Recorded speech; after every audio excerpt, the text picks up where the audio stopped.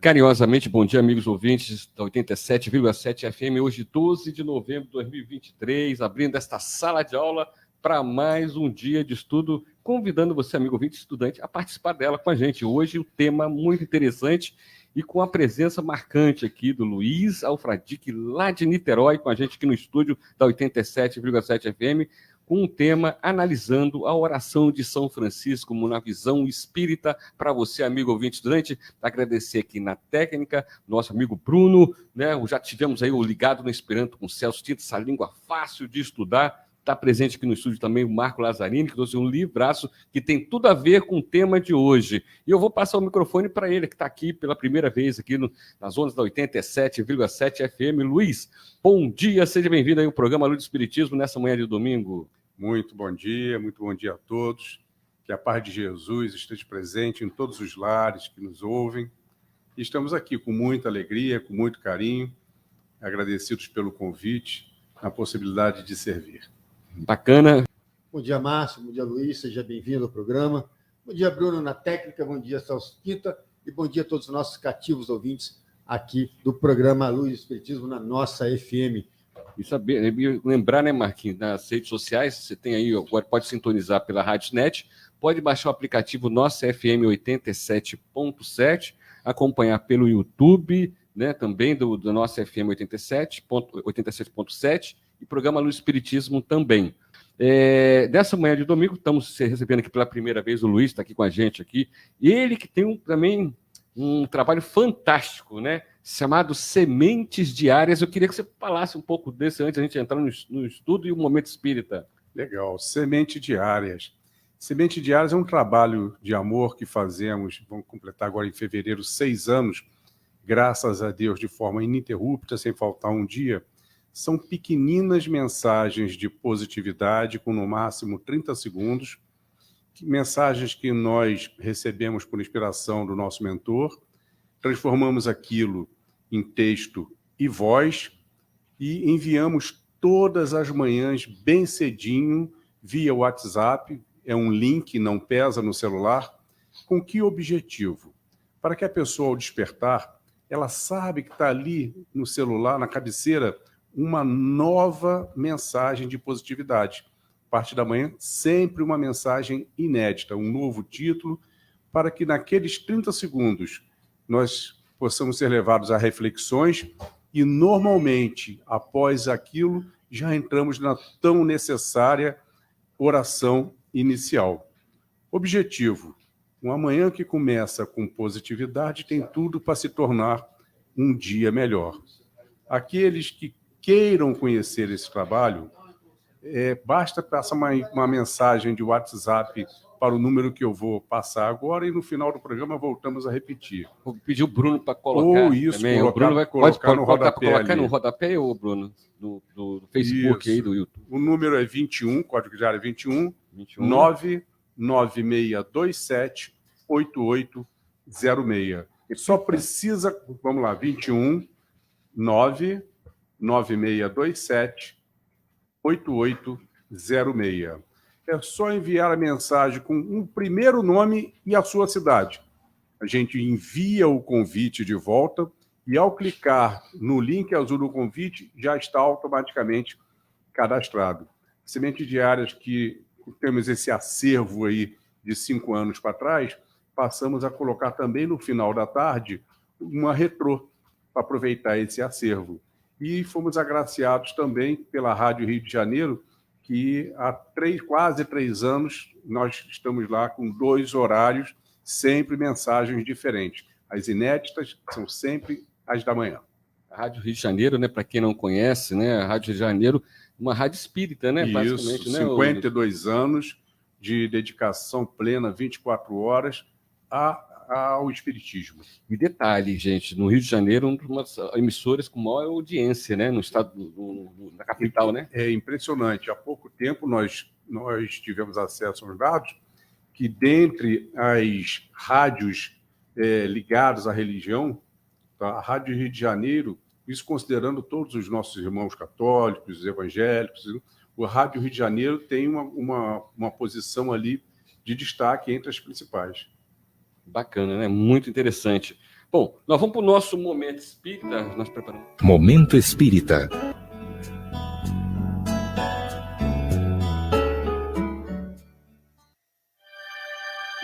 Acreditar e agir.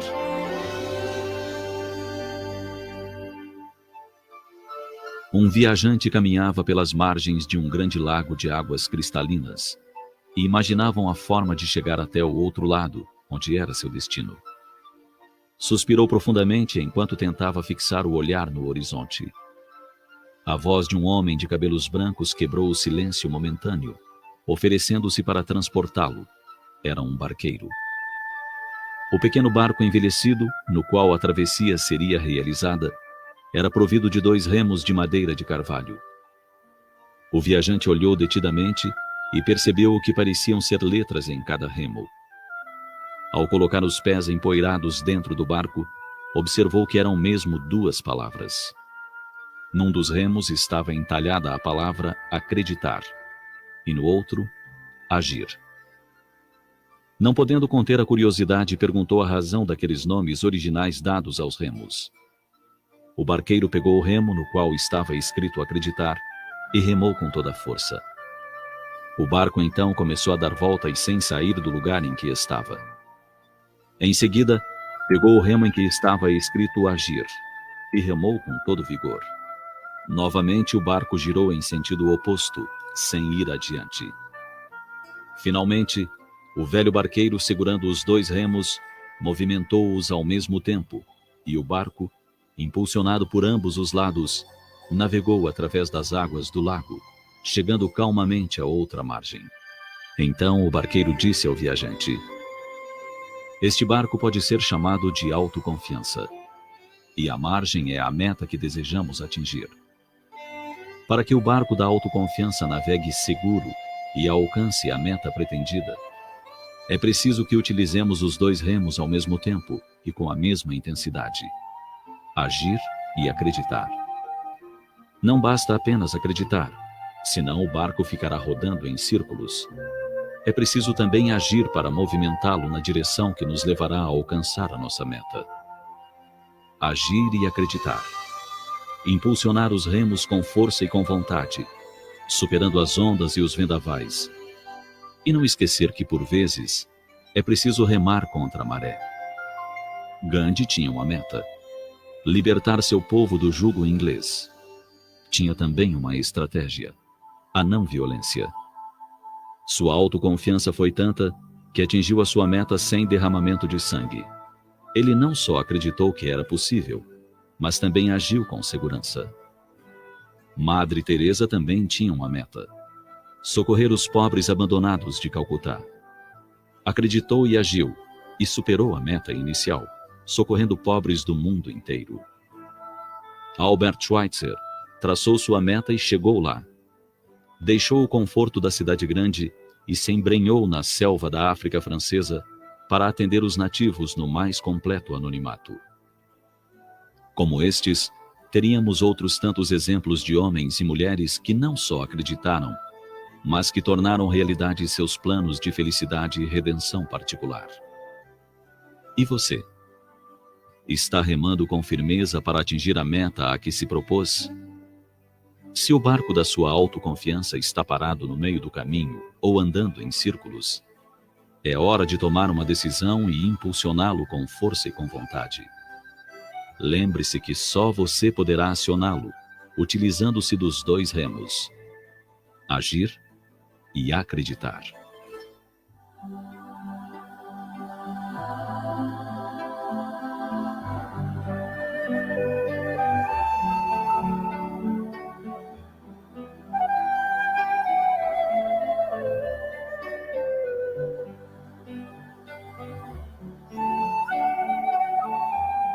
Caso você ainda não tenha uma meta traçada ou deseje refazer a sua, considere alguns pontos. verifique se os caminhos que irá percorrer não estarão invadindo a propriedade de terceiros. Se as águas que deseja navegar estão protegidas dos calhaus da inveja, do orgulho, do ódio. E antes de movimentar o barco, verifique se os remos não estão corroídos pelo ácido do egoísmo. Depois de tomar todas essas precauções, siga em frente e boa viagem.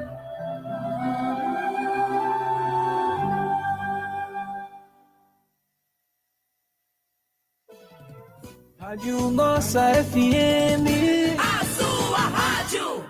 A Rádio 87,7 FM está apresentando A Luz do Espiritismo. Muito bem, retornando aí depois dessa bela mensagem edificante para você, amigo ouvinte, estudante, nessa sala de aula. Hoje estamos recebendo aqui pela primeira vez o Luiz Alfradique, ele é de Niterói, né, Luiz? Lá de Niterói. Fala um pouquinho do movimento espírita lá de Niterói, que é forte lá. É forte, graças a Deus. A terra de José Raul Teixeira, o médium, né? Exatamente, exatamente.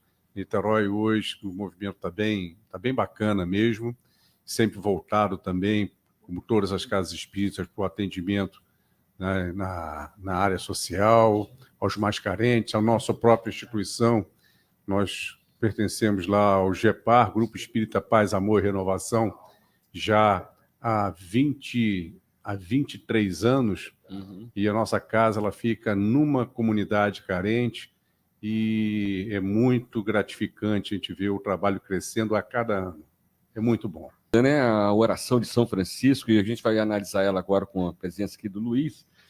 Mas, Luiz, eu queria que você falasse um pouco, né, da trajetória desse espírito, São Francisco de Assis, e também da outra inspirada por ele também, que conviveram juntos também, né? A Clara de Assis. Isso. Esse nosso estudo sobre essa oração é uma oração apaixonante. É difícil encontrar alguém que não ame essa oração. Ele foi inspirado numa obra intitulada Carta Magna da Paz, do Espírito Camilo, pelas mãos abençoadas do nosso querido Raul Teixeira. E Camilo, nessa obra, ele vem justamente a nos lembrar e dar detalhes para que a gente possa entender mais profundamente esta pequena, gigante oração. Camilo nos lembra que da vinculação de Francisco de Assis com Jesus como um fiel seguidor de Jesus, não somente do século XIII para cá, essa vinculação de muito tempo antes, até mesmo quando Jesus aqui esteve na matéria há 2000 anos, lá estava esse espírito na vestimenta de João, o discípulo amado, João que se tornou João evangelista, que tamanha contribuição deu através dos seus evangelhos para perpetuar os ensinamentos do Mestre. E quem vem a corroborar desta informação é Joana de Ângeles. Joana de Ângeles, que quando Divaldo estava visitando o túmulo de Francisco de Assis, na Itália, Joana aparece diante dele e declama uma das mais belas mensagens homenageando Francisco de Assis, intitulada O Êmulo de Jesus. Êmulo, que quer dizer o imitador, no sentido de fiel imitador, fiel seguidor de Jesus. Joana, que também esteve lá há 2000 anos na vestimenta de Joana de Cusa, a esposa do intendente Cusa, que aproximou-se de Jesus e dos seus, e que, a princípio, naturalmente, como ela era uma mulher rica, esposa de um intendente, houve uma certa resistência dos discípulos. E quem foi que acolheu Joana já de coração aberto, senão João Evangelista? E quando esse espírito maravilhoso volta à carne no século, ali na virada do século XII, XIII, como Francisco de Assis, Joana também retorna, abraçando a mesma missão como Clara. Ficou conhecida como Santa Clara de Assis. Bonito isso, né? Bonito. A gente saber dessa vinculação e desse trabalho maravilhoso de amor há tanto tempo. os trabalhos, né, entre os espíritos, as suas afinidades espirituais não se perdem com o tempo. Inclusive aumenta, amplia mais ainda, né, Luiz? Sem sombra de dúvida. Foi o propósito de Francisco vir justamente para semear a paz. A paz que nós, geralmente, a humanidade inteira almeja pela paz. Mas, via de regra, esperamos na contramão do processo. Nós queremos que residir no local de paz, queremos que as autoridades cuidem da nossa segurança para que tenhamos paz, que as leis venham nos proteger, as nações, quando o caminho é o contrário. Como diz a letra daquela música, a paz do mundo começa em mim. Então é importante este processo de iniciarmos a paz dentro de nós. E é justamente isso que esta oração vem a nos propor. Com o detalhamento que o que Camilo nos traz, a gente passa a entender melhor ela. Sim, e agora, relacionado, né, essa mensagem, né, essa oração edificante de Francisco de Assis, você pode descrever para a gente, né? Primeiro, são frases curtas, né? E tem uma frase, um ponto, né? E vem uma sequência, né? Onde se aborda, tem as virtudes e os defeitos, não é isso? Exatamente. Essa oração ela é composta por 15 frases. Tá? Só para a gente relembrar. Senhor, fazei de mim um instrumento de vossa paz. Onde houver ódio, que eu leve o amor. Onde houver ofensa, que eu leve o perdão. Onde houver discórdia, que eu leve a união. Onde houver dúvidas, que eu leve a fé. Onde houver erros, que eu leve a verdade. Onde houver desespero, que eu leve a esperança. Onde houver tristeza, que eu leve a alegria. Onde houver trevas, que eu leve a luz. Ó Mestre, fazei com que eu busque mais consolar que ser consolado, compreender que ser compreendido, amar que ser amado, pois é dando que se recebe, é perdoando que se é perdoado, e é morrendo que se vive para a vida eterna. 15 frases apenas. 15 frases que nós podemos dividir essas 15 frases em 3 blocos. Uhum. O primeiro bloco, a do Francisco pacificador, e se limita à primeira frase. O segundo bloco vai da 2ª à 9ª frase, a do Francisco iluminador, esclarecedor. E o terceiro bloco, a do Francisco doador. Aí fica mais fácil para a gente ir interpretando essas frases. O primeiro é Francisco pacificador. Então, quer dizer, ele já está no topo da escada, né, do Sermão do Monte, bem-aventurado pacificador. Isso. Veja que ele, como êmulo de Jesus, herdando a humildade plena, ele, sabendo que Jesus já conta com uma pleiade de espíritos trabalhando pela paz, ele humildemente pede ao Mestre, tá, para que ele possa ser mais e não o instrumento, que seja um instrumento de vossa paz, para que ele venha com a proposta, sim, de através do esclarecimento da lei de amor. Vamos lembrar que ali, naquela época, a religião era 100% dogmática, e ele vem com essa proposta de esclarecer o melhor entendimento da lei do amor, o que nos leva ao segundo bloco, a do Francisco esclarecedor. Sim, perfeitamente. E aí, agora, sim, as virtudes, onde houver ódio, que eu leve o amor. Sim. Esse segundo bloco, vamos lembrar, então, ódio, ofensa, discórdia, dúvida, erro, desespero, tristeza e trevas. Joana de Ângeles conceitua isto como sendo o lado negro da alma, os 8 temas do lado negro da alma. Uhum. Onde houver ódio, que eu leve o amor, onde houver ofensa, que eu leve o perdão. Estão correlacionados. Uma pessoa odienta, ela funciona como um foco infeccioso, contaminando por onde ela passa. Francisco vem a nos mostrar, conforme Camilo nos explica, Francisco vem mostrar que a pessoa ela é odienta pelo ódio, o próprio ódio que ela está encharcada. O alto ódio que ela está encharcada por uma situação de não admitir as suas próprias imperfeições.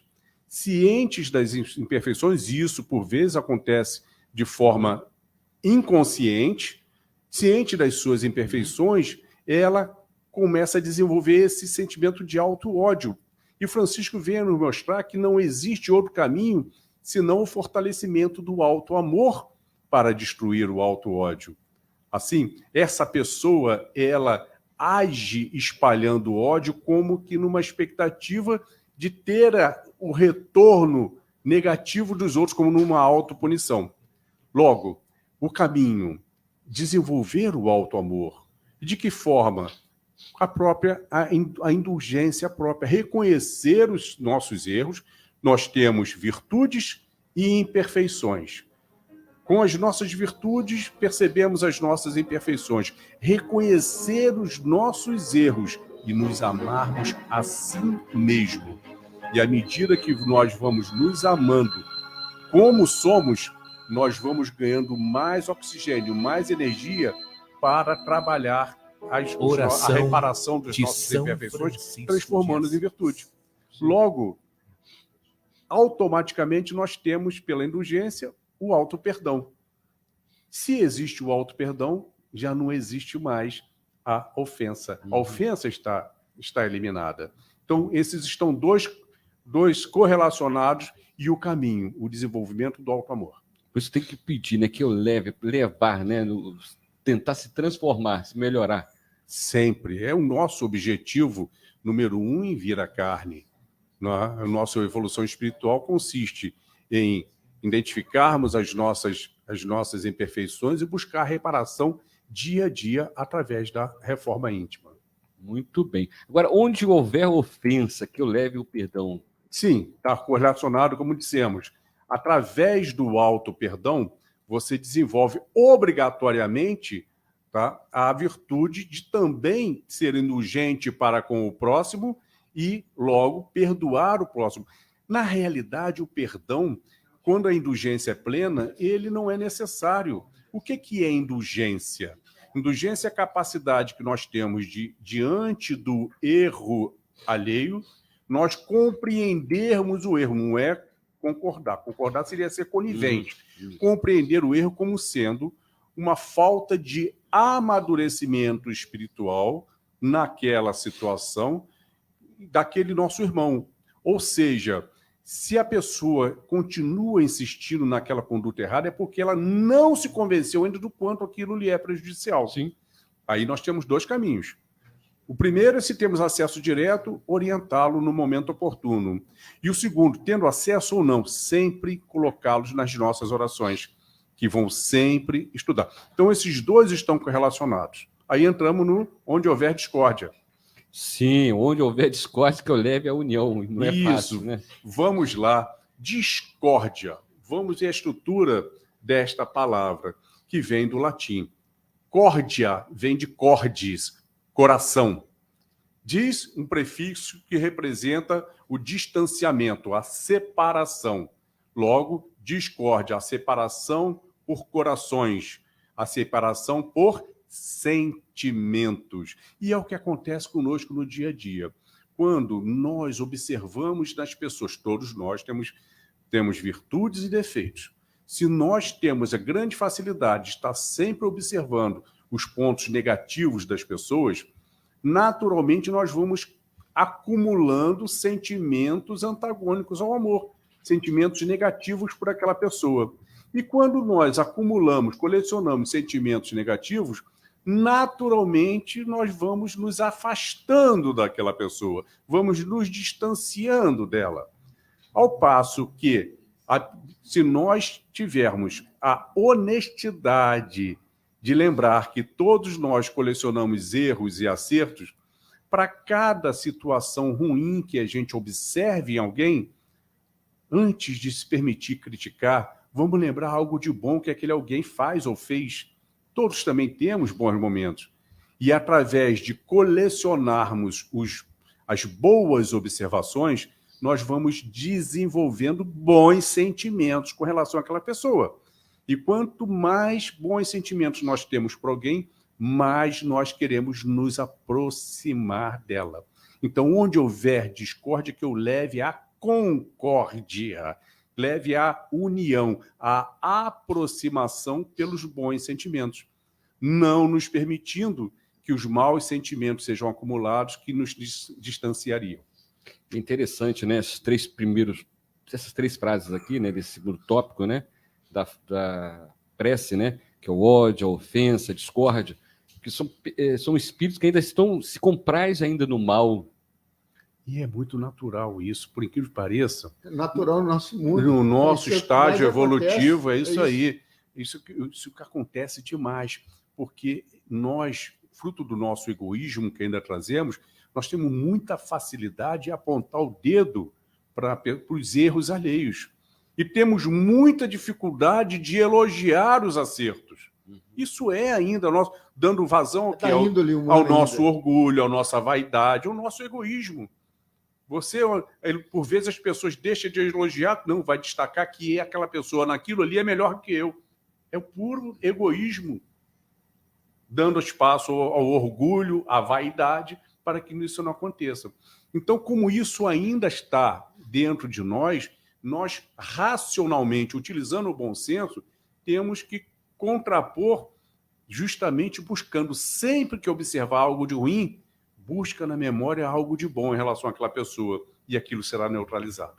É isso aí, né? Quando vier um pensamento negativo, substitua por um pensamento positivo, né? Agora, onde houver dúvida que eu leve a fé, e a dúvida é natural para todos nós. Onde houver dúvidas que eu leve a fé e onde houver erro que eu leve a verdade, são duas sentenças que estão também correlacionadas. Como falamos aqui no início, a proposta de Francisco, quando ele retornou à matéria, era trazer a fé raciocinada, a bandeira da doutrina espírita. Todos acompanhavam a fé de forma dogmática. É porque foi assim que me ensinaram, porque é assim que tem que ser. E ai daquele que levantasse dúvidas. Muitos iam parar numa fogueira, num calabouço. De jeito algum, estariam se distanciando do poder. Então não era uma ofensa questionar um dogma. E Francisco, com toda a humildade, naquela ordem que ele acabou criando, a ordem totalmente humilde, ele veio em cada questão exemplificar e explicar os ensinamentos de Jesus, a lei de amor que é tão clara, mas em função de ainda termos aquela coletânea de maus sentimentos, por vezes nós temos dificuldade de vivenciá-las. Onde houver erro, que eu leve a verdade. Está correlacionado porque, em nome de Deus, em nome de uma cruz, de um símbolo, nós cometemos muitas barbaridades, muitos erros. Nós travamos guerras sangrentas, roubamos, pilhamos, estrupamos, fizemos muitas barbaridades como que estivéssemos servindo a Deus, servindo a Jesus. Em nome dele era um erro. Mas ainda fazemos isso até hoje. É muito comum nós estarmos num ambiente onde encontramos irmãos de católicos, evangélicos, budistas, espíritas, e estamos degladiando para convencer qual é a melhor religião, tentando convencer as pessoas que uma guerra, né? Exatamente, nós estamos vendo uma guerra ainda religiosa hoje. São os mesmos erros lá daquela época. São. Então nós vemos, às vezes, familiares que se amam discutindo, ficando de mal um com o outro, por não aceitarem as religiões mutuamente, quando religião não é time de futebol, que a gente torce para o nosso e contra todos os outros. Religião é como uma roupa. A roupa que me aconchega, que me aquece, que melhora a minha autoestima, ela vai ficar muito larga em alguém ou muito apertada em outro. A roupa tem que ser do tamanho certo. Todos os rios dão ao mar. Toda religião levada a sério conduz a Deus. Qual é a boa religião? Aquela que fornece àquele indivíduo, pelas suas características, o ferramental necessário à sua reforma íntima. É isso. Muitos, os seguidores da doutrina espírita, via de regra, são ávidos por esclarecimento, querem esclarecer, querem desenvolver a fé raciocinada. E foi isso que me atraiu. Mas alguns irmãos, eles não estão ávidos por isso. Eles estão ávidos, sim, pelaquela fé que movimenta ele contra as vicissitudes. Então, nós vemos trabalhos belíssimos dos nossos irmãos evangélicos, católicos, retirando drogados, dentro dos presídios, como também a nossa doutrina espírita faz esse tipo de trabalho. O que nós não conseguimos atingir, eles atingem e vice-versa. Então, onde houver erro, que eu leve a verdade, para que nós não insistimos em cometer o erro de guerrear pela fé. Ô, Luiz, voltando nessas duas partes, né, dois parágrafos aqui da prece, né, onde houver a dúvida que eu leve à fé, onde houver erro que eu leve à verdade. Eu lembro da obra A Noite de São Bartolomeu, né, para o Espírito Rochester, né, quase 400 e poucas páginas, e aí a gente vê a questão da fé cega ali, né, retratada ali. Agosto de 1572, uma noite fatídica de São Bartolomeu, onde pela fé cega foram chacinados todos aqueles que vinham mudando, vinham combatendo os dogmas, né? Os protestantes que vinham tentando mudar essa visão. E foi justamente mais um exemplo dessa fé cega que nos levava a tantos erros. E é interessante, né, que a gente, estudando outras obras espíritas, Luiz, a gente vê que alguns espíritos que se sucumbiram através dessas perseguições, né, em nome de Deus, muitos vieram ateus, outros vieram descrentes em umas existências futuras, né? Isso é natural, né? Algumas colocações sobre os nossos irmãos ateus, tá? Algumas colocações que os espíritos nos informam, é que muitas das vezes, a gente nunca pode fechar um pacote, sim, né? Lógico, são variantes. São variantes. Irmãos que tiveram grandes decepções nas religiões em vidas passadas e vêm como que no seu subconsciente ali com uma resistência, temendo sofrer novas decepções. Novas perseguições. Novas perseguições. Associado a isso também tem uma outra explicação daquele espírito que ele tem um ego tão gigantesco que ele é resistente a admitir que acima dele existam outras forças superiores. Tá? E, em alguns casos, juntando os dois. Mas a grande realidade é que, mesmo os nossos irmãos ateus, nunca eu bato palmas para aquele que é um ateu, se diz ateu 100%, e que segue uma vida de boa conduta ética, moral, porque o faz sem nenhum tipo de medo de estar desobedecendo a alguma ordem, apesar de que no subconsciente espiritual ele tem essa informação.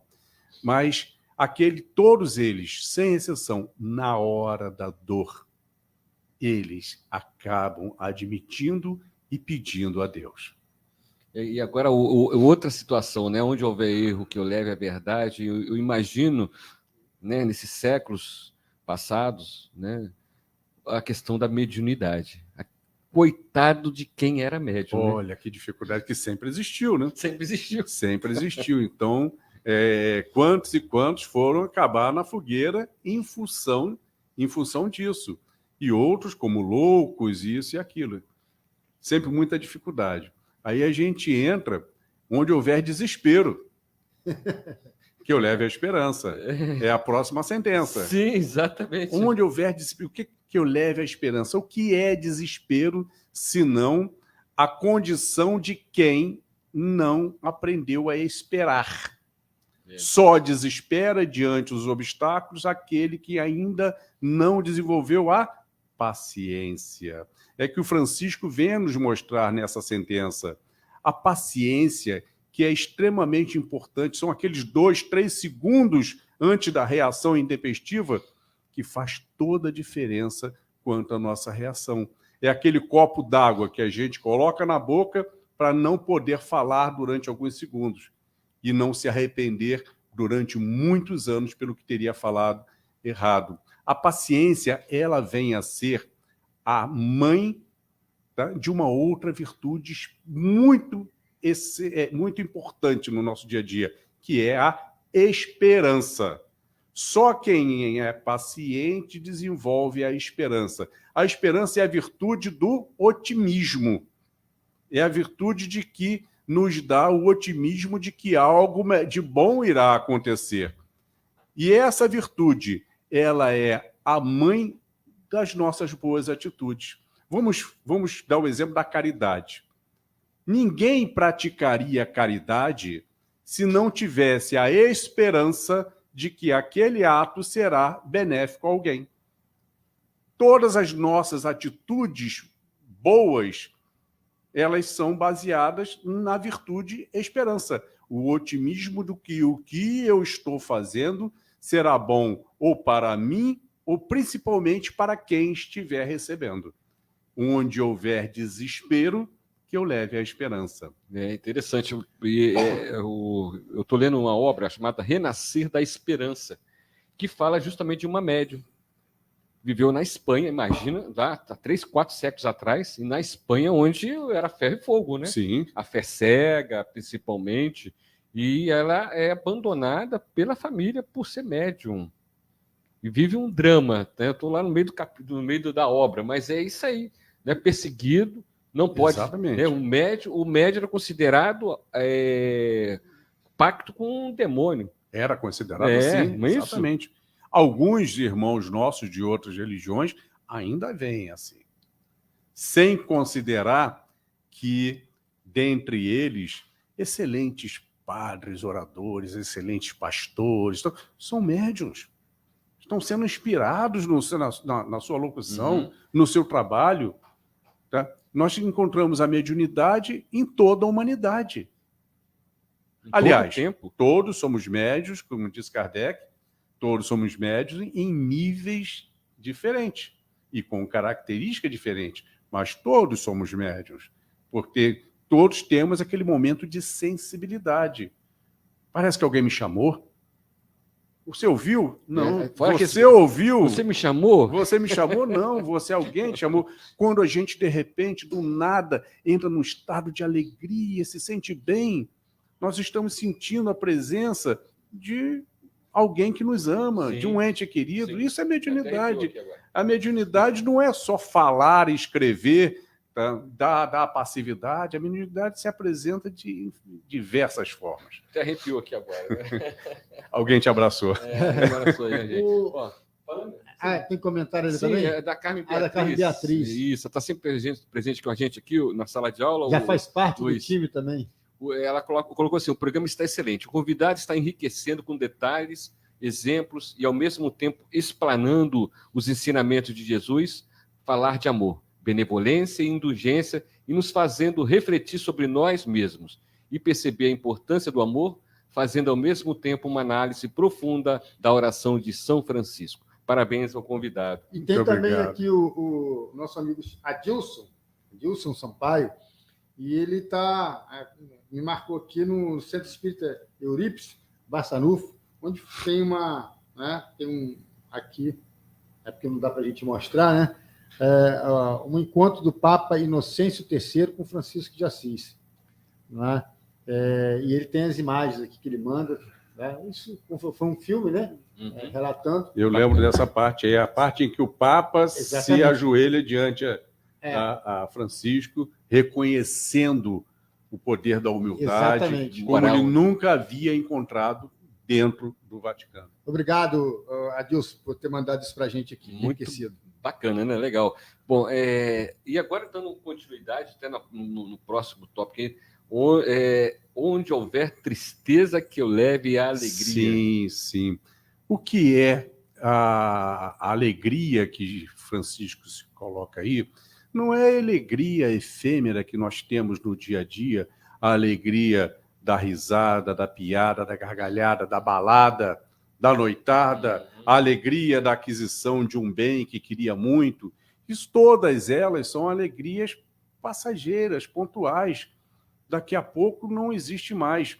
Lembremos-nos que o Espírito Pascal, lá no Evangelho segundo o Espiritismo, informa que só pertence ao homem aquilo que ele conseguirá levar com ele para a pátria espiritual. E nenhuma dessas alegrias nós levamos.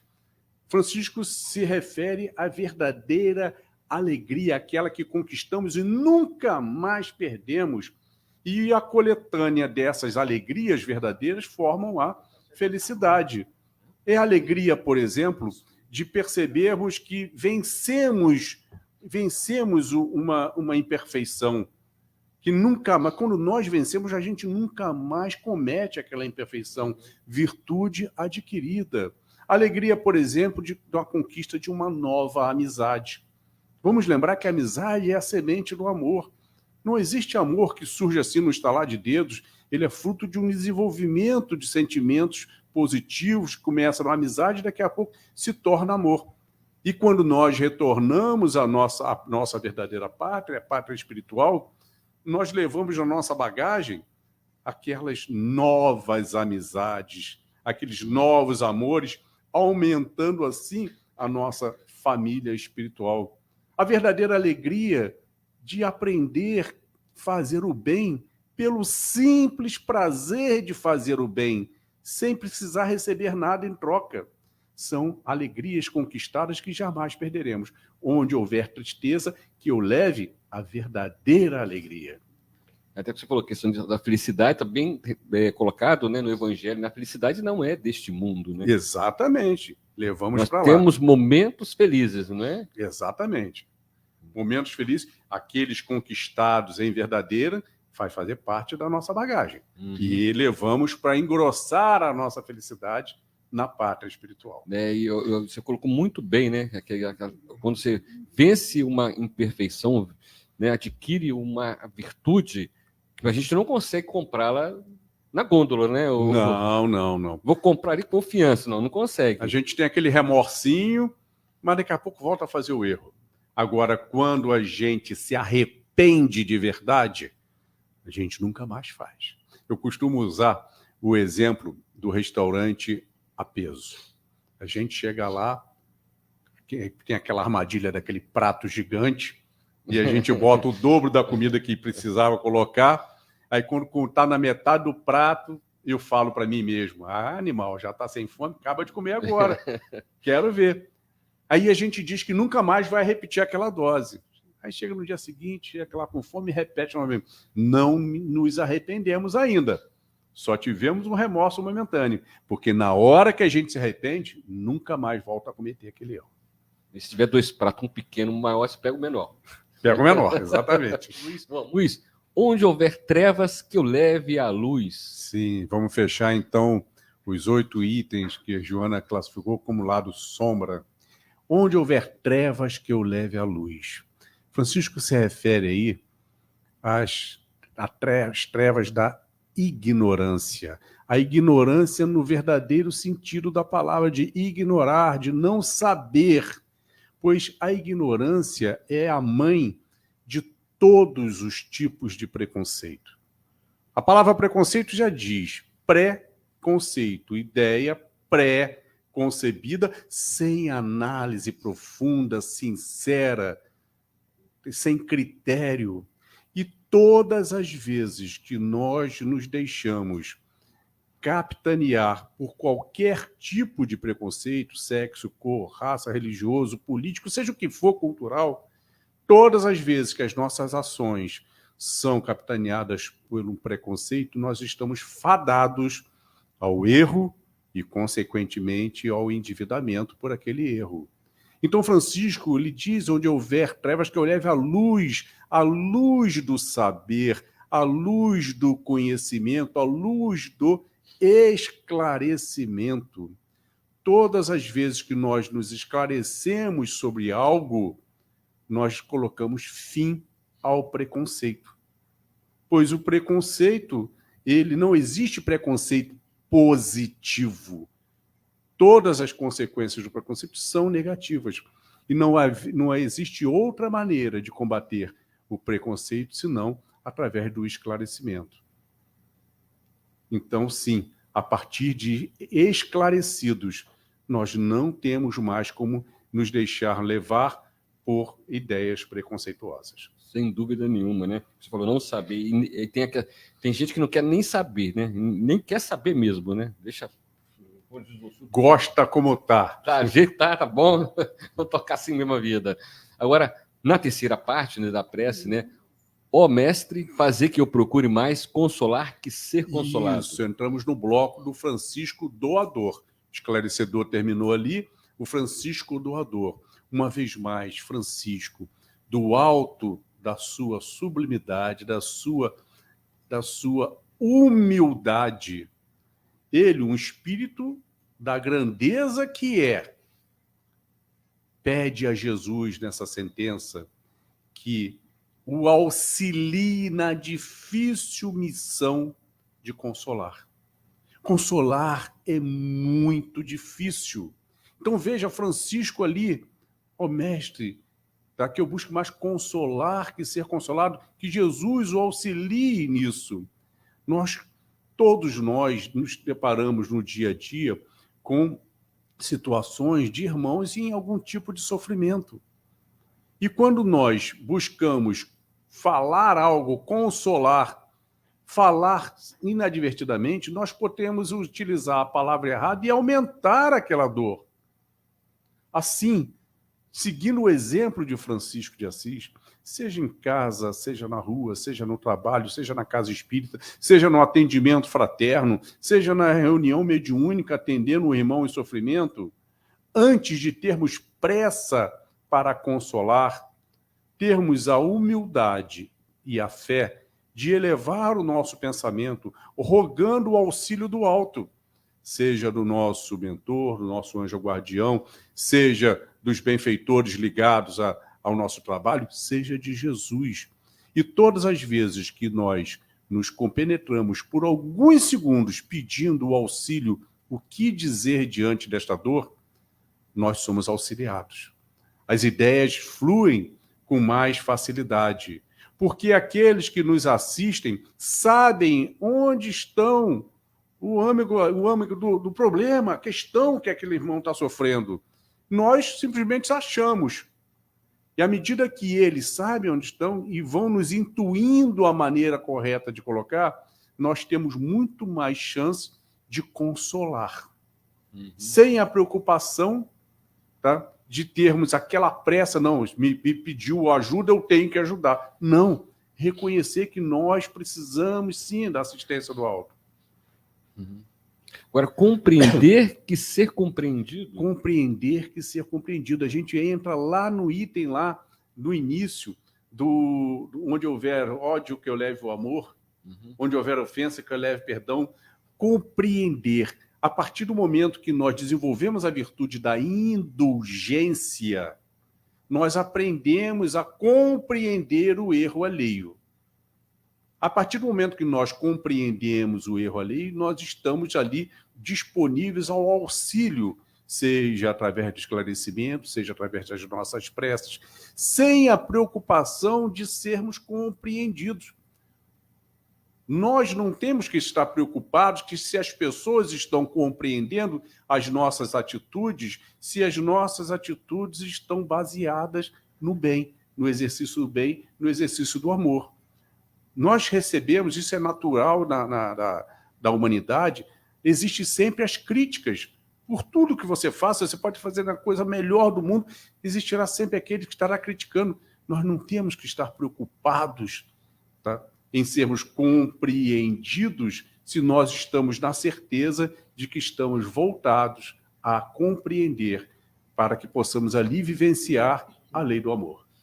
E, na sequência, né? Amar que ser amado? Amar que ser amado. Mais uma vez, Francisco, na sua humildade diante de Jesus, ciente de que ele, no estágio evolutivo dele, tem uma capacidade imensa de amar. Mas existe um verdadeiro abismo entre essa capacidade e o amor incondicional de Jesus. Eu, Luiz Cláudio Alfradique, não consigo imaginar a grandeza de um amor de Jesus. quando a gente se muito distante. É muito distante da nossa escala evolutiva. O amor incondicional. O que a gente entende por amor incondicional na nossa faixa evolutiva? Nós temos um exemplo do amor de mãe. O amor de mãe é incondicional. A mãe é capaz de tudo, qualquer sacrifício pelo seu filho. É verdade? É verdade. Mas vamos lembrar que o amor dos espíritos superiores são acima do amor de mãe, porque ela sente este amor não pelo filho, mas pela humanidade. Aí vamos subindo essa escala para Francisco de Assis e depois até Jesus. Eu não consigo imaginar. Não dá para mensurar a grandeza desse amor de Jesus. Você falou uma coisa interessante: o amor de mãe é o amor pelo filho. Amor espetacular. Mas o amor dos benfeitores espirituais, aí você depois passa para a escala de Francisco de Assis, tá? Ele não é pelo filho, ele não é pelo indivíduo, pelo unitário, ele é pelo coletivo, independente se você é filho ou não, se você é conhecido ou não, se você é da minha religião ou não, do meu país, da minha pátria ou não. Então é uma coisa, sim, é verdade, imensurável. Agora, pois é dando que se recebe. Isso, olha só que testemunho de Francisco. Não tem nada a ver com o mundo material. Não tem nada a ver. É a declaração de Francisco de total fé, de total confiança na lei de causa e efeito, na lei do retorno, de que tudo que nós fazemos, nós teremos de retorno. Se fazemos o mal, retornará para a gente. Se fazemos o bem. Então, não é fazer o bem com o objetivo de ter o retorno. Eu vou ser caridoso porque eu quero conquistar bônus junto na minha conta corrente com Deus para ver se quando eu chegar no paraíso eu compro um apartamento de cobertura de frente para o mar. Não tem nada a ver com isso. É fazer o bem sem nenhum outro motivo senão o prazer de fazer o bem. Pois o retorno é garantido pela lei divina, a lei de retorno. O retorno que poderá vir amanhã, ano que vem, na próxima reencarnação, mas certamente virá. Então, é o dando que se recebe, o dando o amor que receberemos amor. Tudo de bom que nós fizermos, nós receberemos pela lei de retorno. E é perdoando que se é perdoado? Voltamos lá, mais uma vez, no alto perdão. É impossível você desenvolver a capacidade de perdoar alguém se você não consegue desenvolver o alto perdão. Assim como é impossível desenvolver a capacidade de amar alguém se você não aprendeu a se amar, o alto amor. Então, é perdoando que se é perdoado. A partir do momento que nós já temos a capacidade de perdoar alguém, já estamos sendo perdoados por nós mesmos. Sabemos das nossas imperfeições, sabemos das nossas dificuldades, mas nos perdoamos, não deixamos que isso venha nos desanimar. Muito pelo contrário, venha nos motivar para continuar no exercício do perdão. E aí o fechamento da prece, né? E é morrendo que se nasce para a vida eterna. Isso. Aí é o puxão de orelha. É o puxão de orelha de Francisco de Assis no final, mostrando que a nossa passagem terrena é muito rápida. Qual o tempo que nós temos pela frente? Ninguém sabe. Então, nós não podemos estar perdendo tempo, tá, no serviço do bem, porque não sabemos quando. A gente cansa de ver as pessoas planejando, não, ano que vem eu vou me dedicar mais a isso ou mais aquilo, a partir do semestre que vem eu vou fazer isso. Não, o momento é hoje, é agora. É Francisco nos mostrando, sim, que nós temos que estar preparados para o nosso momento, porque ele chegará certamente a todos nós. Mas é fácil vivenciar isso tudo? Não, é extremamente difícil. Vivenciar a lei de amor é extremamente difícil, justamente porque nós ainda temos as nossas imperfeições. Mas motivo de desanimar? Não, muito pelo contrário, de insistir, até porque é o próprio Francisco que nos dá o caminho das pedrinhas. Quando ele diz, no exercício do bem, faça o que for, primeiramente, só o que for necessário. Depois, passarás a fazer o que é possível. E quando menos esperar, estarás realizando o que achas ser impossível. Vamos traduzir isso para o nosso dia a dia? No vivenciar a lei do amor, é necessário que façamos dentro do nosso lar. É dentro do nosso lar que nós vamos exercitar todas essas virtudes que nós pretendemos desenvolver. A paciência, a tolerância, a amabilidade, a caridade, a indulgência, o perdão. E à medida que nós vamos exercitando, como tudo na vida, quanto mais a gente exercita, melhor fica. Eu lembro do tempo que eu, para fazer as continhas, eu contava nos dedos, pedia dedo emprestado à minha mãe. Hoje a gente faz conta de cabeça. E no exercício do dia a dia dentro do lar, nós vamos nos capacitando e quando a gente menos percebe, nós estamos agindo da mesma maneira na nossa vizinhança, no nosso ambiente de trabalho, na nossa casa espírita, no nosso templo evangélico. Tá? Estamos já fazendo o que é possível. Sim. E aquilo que a gente achava ser impossível, gente, aquele pessoal é doido, aquele pessoal da casa espírita tira domingo de manhã para visitar asilo, orfanato, aquele pessoal da igreja tira lá sexta-feira para distribuir sopão, logo sexta-feira, melhor noite da semana. É. Isso eu não tenho capacidade de fazer isso, não. Só que quando a gente vai exercitando o que é possível já, aquilo vai adentrando na nossa natureza e quando a gente recebe um convite, a gente vai só para conhecer. Sim. E quando a gente percebe aquele brilho diferente no olhar de quem recebeu a sua visita, recebeu o teu auxílio, recebeu o teu carinho, você nunca mais quer ficar sem receber aquele brilho, porque ele ilumina a nossa alma. Estamos fazendo o que já achávamos ser impossível. Aí sim, a paz do mundo começa em mim, de mim para o meu lar, do meu lar para os demais lares, e os demais lares em conjunto formarão a paz do mundo. Rapaz, quando Maravilhoso. o estudo é bom, o tempo passa rápido, deu para, né, a gente absorver tudo, né? Deu para, pelo menos, estudar cada parte, cada parágrafo da prece, né? Um pouquinho corrido por causa do relógio ali, E mas a gente está acompanhando o relógio. O relógio vai. relógio nos expulsa. Isso. Exatamente, né? Agradecer a sua presença aqui marcante aqui no programa do Espiritismo. A gente, no início, o Celso passou assim: escolhe 2 temas, né? Que o Luiz propôs 2 temas para fazer o estudo aqui na rádio nesse domingo, e né, Parnaso de Além Túmulo e a oração de São Francisco. Eu logo já votei na oração de São Francisco. Porque Parnaso de Além Túmulo e Chico Xavier nós já debatemos bastante. Mas eu falei, é a primeira vez que alguém vai falar na íntegra, sobre a oração de São Francisco de Assis. Então, é inédito, vamos colocar essa. Já botei não só o voto, mas coloquei uma justificativa. Legal. E legal, né, Marcos? A gente agora pode marcar, né, o Celso aqui, Parnaso de Além Túmulo. Pode ser até pelo stream. Não, será um prazer, a gente vem. Tá? Agradecer. Só as considerações finais, agradecer pela presença marcante no programa do Espiritismo. Nós é que agradecemos. Para a gente é com extremo carinho que a gente se propõe a fazer esse trabalho. Enquanto Jesus nos permitir, não tem quilometragem que seja empecilho. E é o prazer.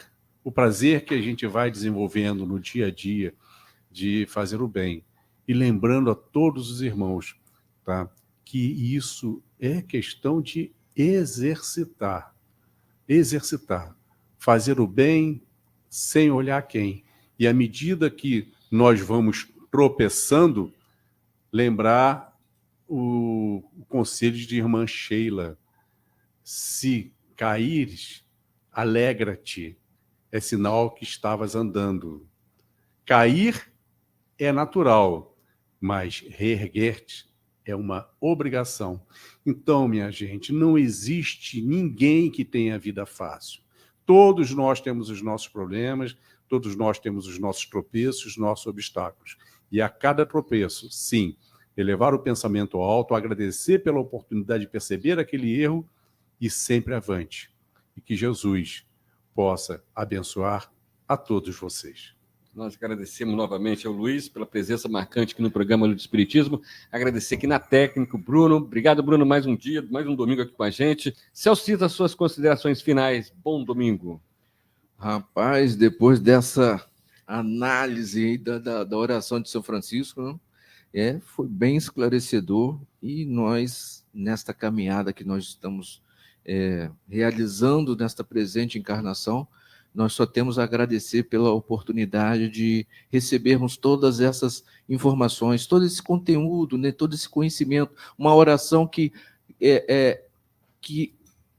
está passando, né, pelos anos, né, e às vezes não tivemos a oportunidade de ter esse contato maior, né? A gente simplesmente faz a oração de São Francisco, lê a oração de São Francisco ou canta a música, mas que é belíssima, mas não nos detemos nas minúcias, né? No conteúdo. E a música é justamente a oração, né? Pena que nós não conseguimos resgatar, que a gente tinha aqui no estúdio, e não temos mais a música. Bom, e aí agradecer mais uma vez ao Luiz Alfradique pelo convite, pelo ter aceito o nosso convite, né, de participar aqui do programa Luz do Espiritismo. Ficou uma grata satisfação em tê-lo aqui conosco. Agradecer também aos nossos amigos ouvintes e internautas que estiveram atentos conosco até este momento, e lembrando, né, sempre, né, encaminhe seus filhos para a evangelização infanto-juvenil enquanto há tempo, enquanto você está nesse caminho, né, enquanto nós estamos nessa presente encarnação. Dê essa oportunidade a esses espíritos que estão chegando, né, encaminhando eles para a evangelização infanto-juvenil. Tenham todos um bom começo de semana, um bom finalzinho de domingo, né, que ainda está se desbravando aí pelo dia, e até o próximo programa Luz do Espiritismo, Márcio. Agradecer. Marco Lazarense, considerações finais, bom domingo. Márcio, mandar um abraço também para o Carlos Assis, lá do Rio.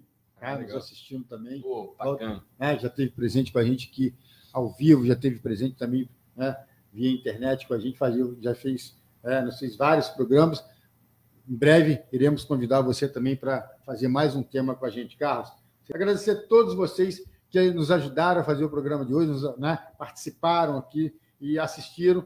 Espero que tenham agradecido bastante, né, com certeza, a todos os nossos ouvintes. Gente, tenham todos um bom domingo e até semana que vem com mais um programa A Luz do Espiritismo, aqui na nossa FM. Bom dia!